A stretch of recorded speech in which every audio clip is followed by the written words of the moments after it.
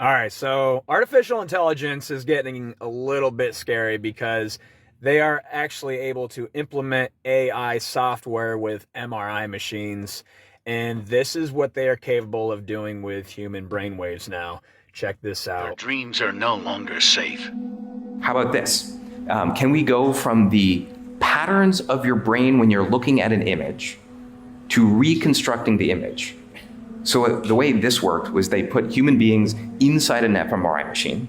They had them look at images and figure out what the patterns are, like translate from image to brain patterns. And then, of course, they would hide the image. So this is a image of a giraffe that the computer has never seen.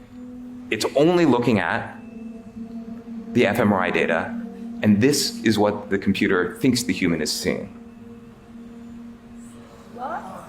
Yeah. Now, to get state of the art, here's where the combinatorial aspects, why you can start to see these are all the same demo. To do this kind of imaging, the latest paper, the one that happened even after this, which is already better, uses stable diffusion, uses the thing that you use to make art. Like, what should a thing that you use to make art have anything to do with reading your brain? But of course, it goes further. So in this one, they said, can they understand the inner monologue, the things you're saying to yourself in your own mind?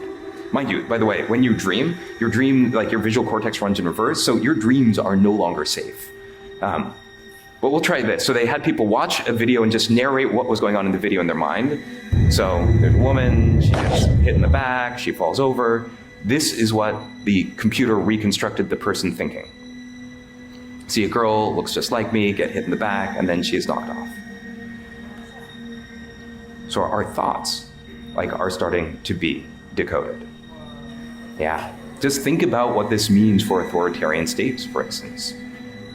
Or if you want to generate images that maximally activate your pleasure sensor, anything else. Okay, but let's keep going, right? To really get the sense of the combinatorics of this. How about, can we go from Wi-Fi radio signals, sort of like the Wi-Fi routers in your house, they're bouncing off radio signals that work sort of like sonar.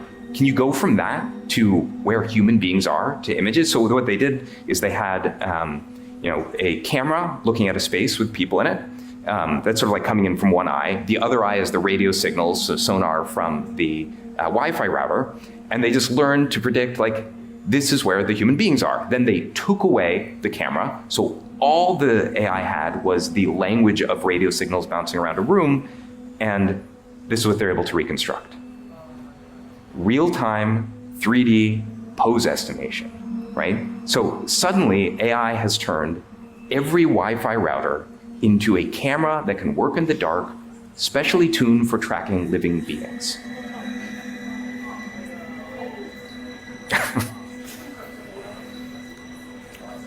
But, luckily, that would require hacking Wi-Fi routers to be able to do something with that. But how about this? Computer code, that's just a type of language. So you can say, and this is a real example that I tried, GPT, find me a security vulnerability, then write some code to exploit it.